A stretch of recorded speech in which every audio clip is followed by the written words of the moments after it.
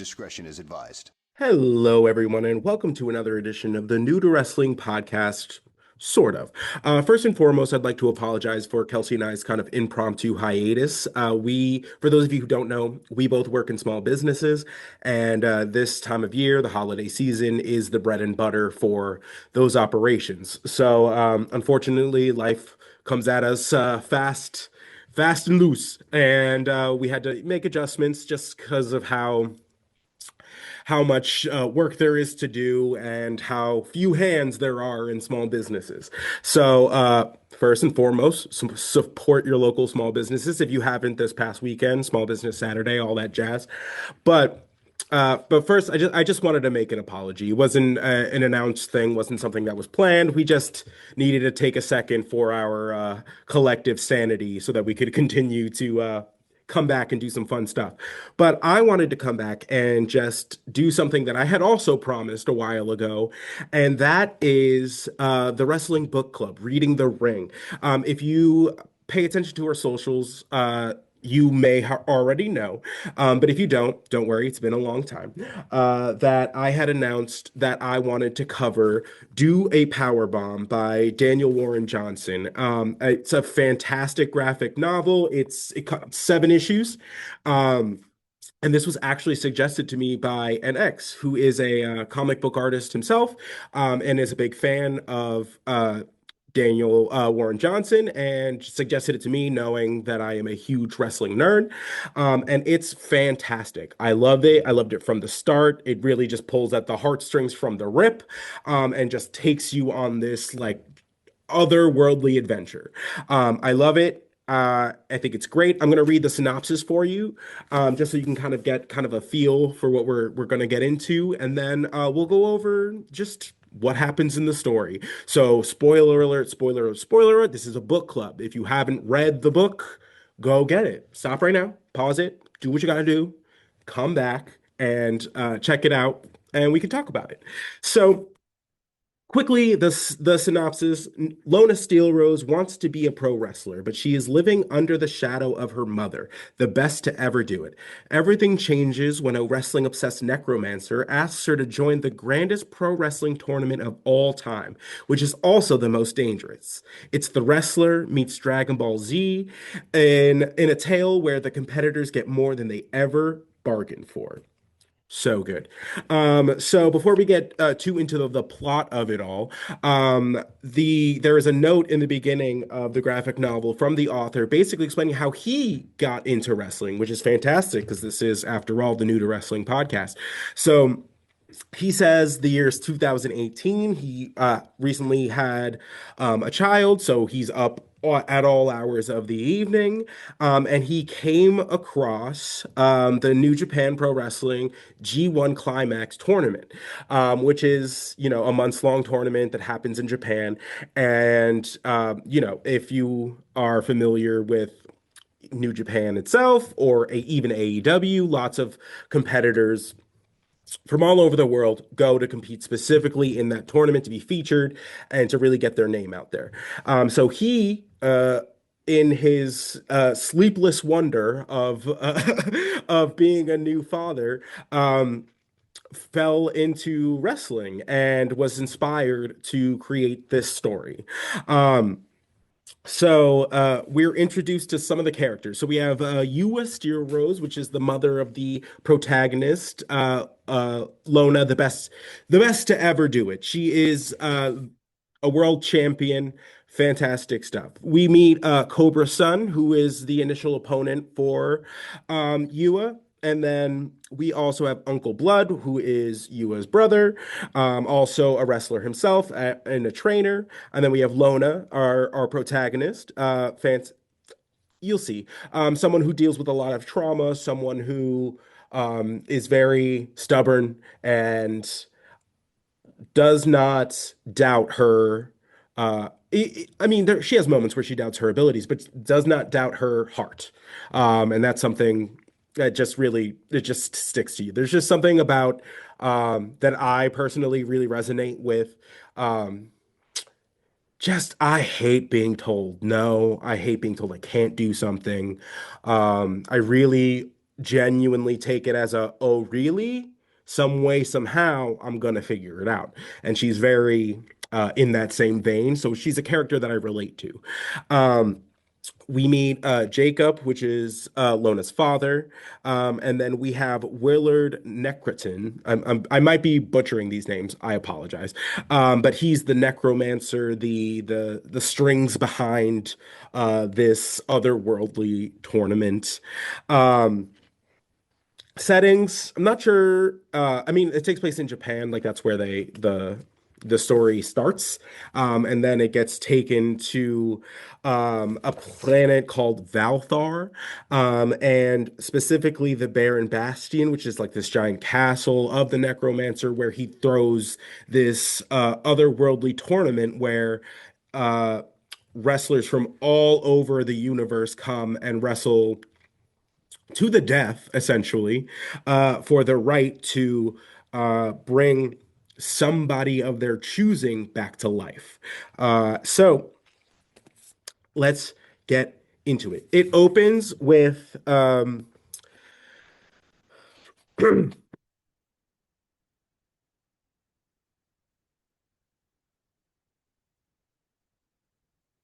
okay. It opens with this championship match between Lona Steelrose and Cobra Sun. We have this like tender moment with like a baby Lona, and she's just like she's just enamored by it all. Her mother's a superhero to her. And that's when tragedy strikes. Unfortunately, as we all know in the world of professional wrestling, accidents do happen. And unfortunately, this evening, a very unfortunate incident happened where Cobra's son was trying to do a move off the top rope. His foot slips. Yua unfortunately lands on her neck in an awkward angle and unfortunately passes away. And that inspires young Lona to want to take after her mother's footsteps. She is so affected by what happens. It alters her relationship with her father. He has a very hard time looking at her. He has a very hard time communicating with her.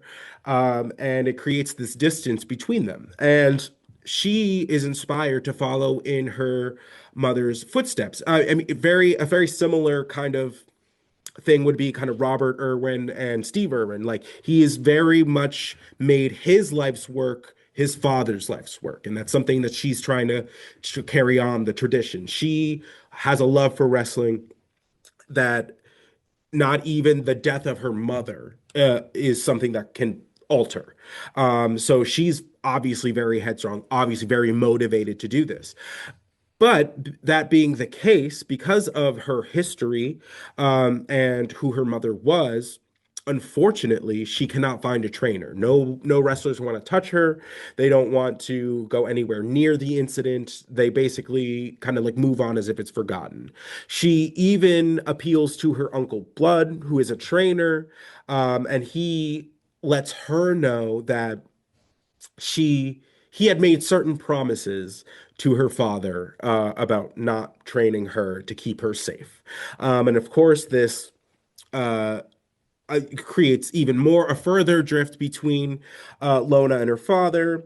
And then that's when she's leaving after a match, and the necromancer Willard Necrotin just rolls up on her and essentially offers her this opportunity of a lifetime to participate in the Death Life Tag Team Tournament.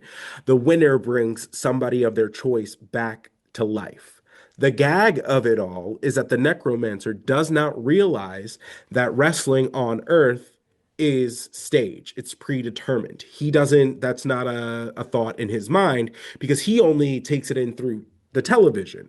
So he just kind of assumes that what is being presented is truth. He really he takes kayfabe as real. That everything he sees is truth.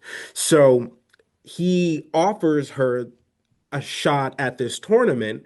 It is a tag team tournament. she's like, nobody will even touch me. Nobody wants to tag with me. And he goes, I kind of have an idea of somebody who might.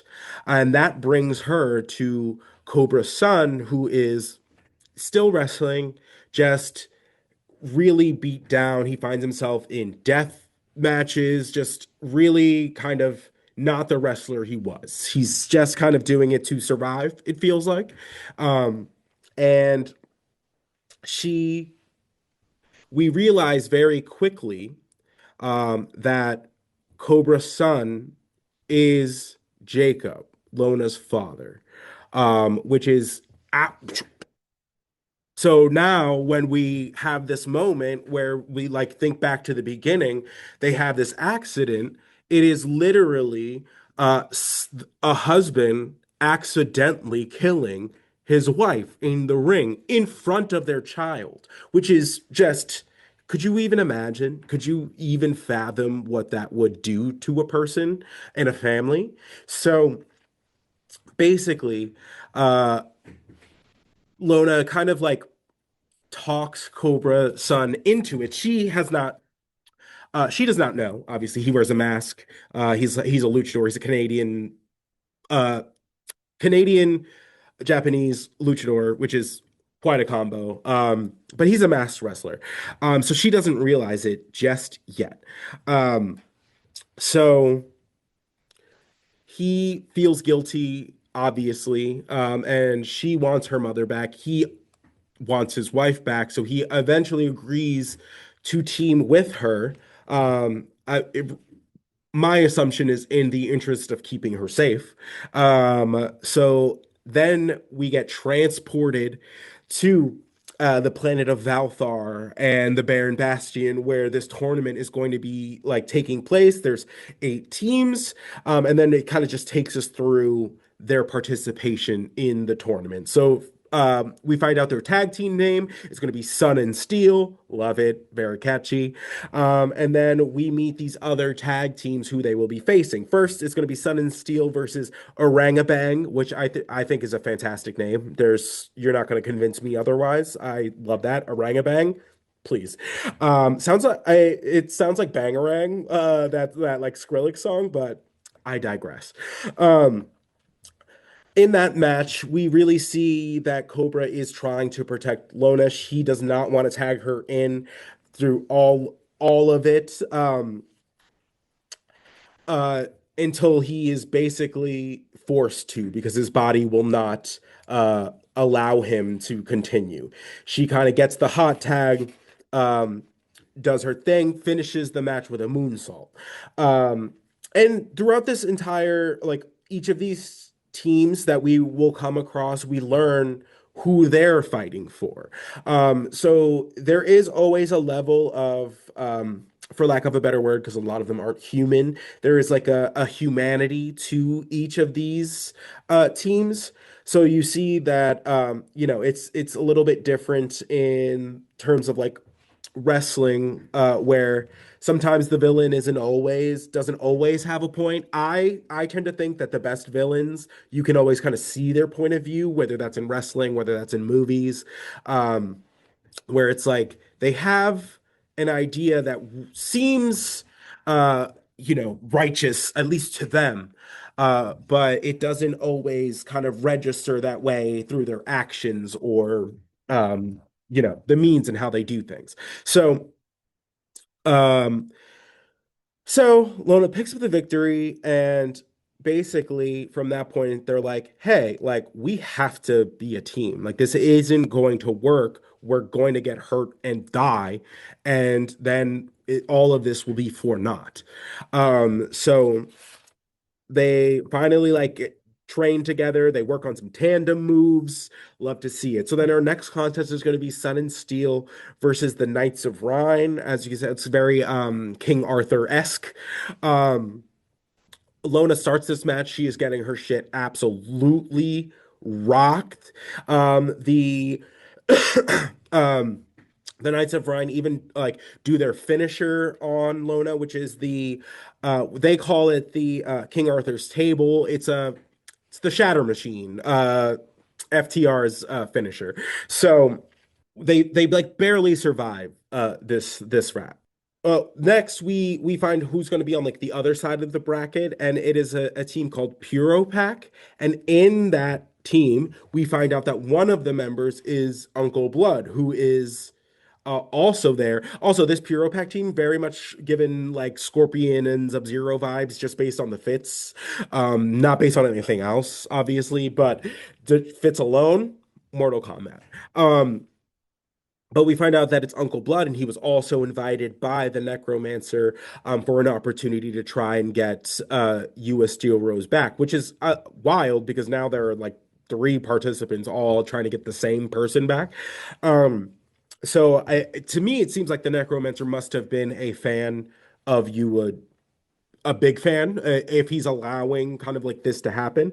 Um, so they lose to the opposing team like via submission, and then the opposing team after the match breaks Uncle Blood's neck, which puts him in a hospital bed. And they're obviously very upset. They're like, this happened after the bell. Like, how is his team going to be allowed to continue?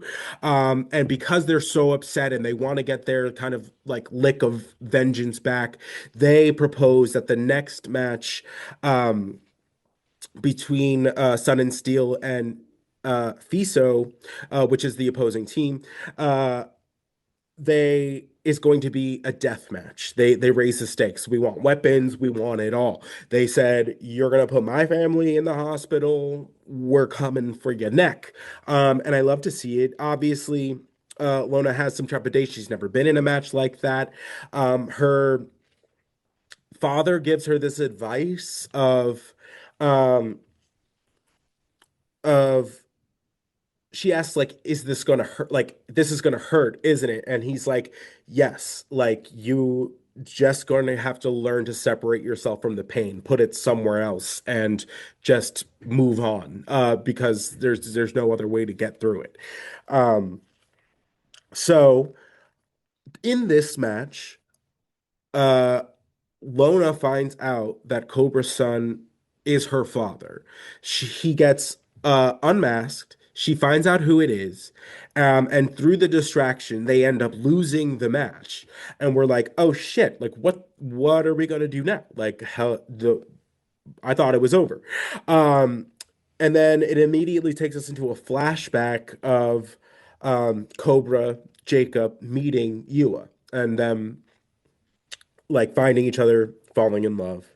Um, so we find out in a another flashback kind of sequence that FISO, the two members, each have somebody that they would like to bring back, different people. So they decided amongst themselves that if they had continued um, the, if they had won the match, that they would then fight each other to find out who they were going to bring back.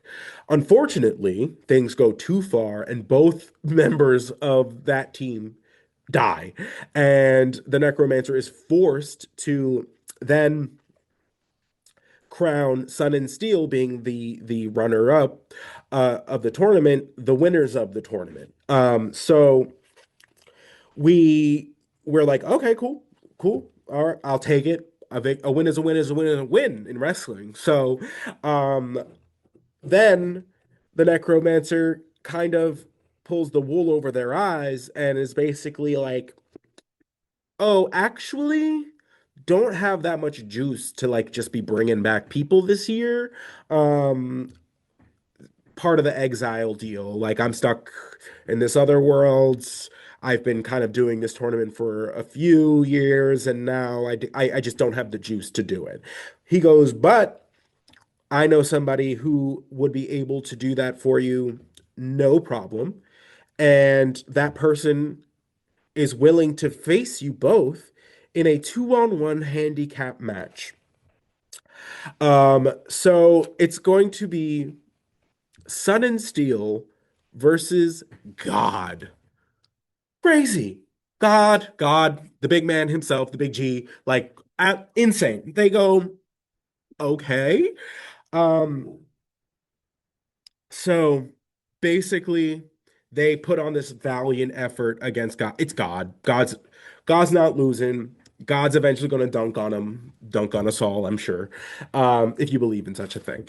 But the team of Sun and Steel somehow managed to, at the very least, get a licking, get put a hurting on God in a way that he, at the very least, respects their effort. So even though they lose the match and he's not going to bring Yua back, he does offer them a memory that has kind of been uh, cut off. So uh, which is just absolutely wild. So it allows Lona to kind of gather this like piece of closure because it's a memory that was kind of unfinished. And we kind of get like a cutaway scene. Hold on, I'll get into it's a scene where basically Lona is asking her mother about death and what happens after. Um, so I'm just gonna read this like little passage. Again, spoilers. If you've been listening this far and you haven't been spoiled, I don't know what to tell you. It's book club. Book club. So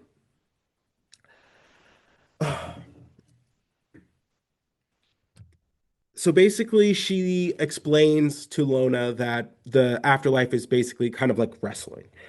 A lot of people think wrestling is about the outcome, the ending, predetermined, why bother watching? But we all know where we're going in the end. Eventually, we die. Our outcome is always known. I guess what I'm saying is, I don't think it's about the end, Lona. It's about the story. And everyone's story is worth telling, no matter how it starts, no matter how it ends. And that was just a gut punch. Such a gut punch. And then we get this kind of like wide shot of Yua watching her daughter and husband in the match against God. And she's obviously just overwhelmed with pride. Um, but this was just a fantastic, fantastic graphic novel. It's quick, it's beautifully done. I'll show you just a couple pages for those of you who are watching just the video. It does such a fantastic job of just making wrestling look so good in graphic novel form. It sets up each move so well. It pulls moves that we all know and love. And it just everything looks so fantastic. I'm obsessed with the way that this the colors, the art style. I cannot get enough of it. So definitely something I recommend. Do a power bomb. If you haven't checked it out, you def 100% should. It's quick, it's not expensive, it's 100% something that you all should read if you are a wrestling fan. Even if you're not super into kind of like graphic novels, it goes quick and there's enough wrestling to really kind of like pull you along the story, even if it's not something that you would have initially gone for, like as far as fantasy or that sort of deal goes. But I loved it. I cannot speak highly enough about this graphic novel, and I hope that there's more coming, more in this universe, something. I absolutely I eat this up. So thank you guys for spending a little time with me. Again, I apologize for an impromptu hiatus. Some things are just kind of out of our hands, but we'll be coming back shortly. More 90s wrestlings. We're in 1998 where we're barreling in the Attitude Era. It's a good time. It's getting wild. It's about to get weird for those of you who have seen before. I'm Xavier. Thank you for watching, listening, commenting, all of those great things. Stay tuned to our socials, N2W podcast on Instagram or New to Wrestling Podcast, one word. Either one, you can find us pretty much anywhere. And look out for what's going to be the next book. All right. Thank you guys so much. I'll catch you on the next one.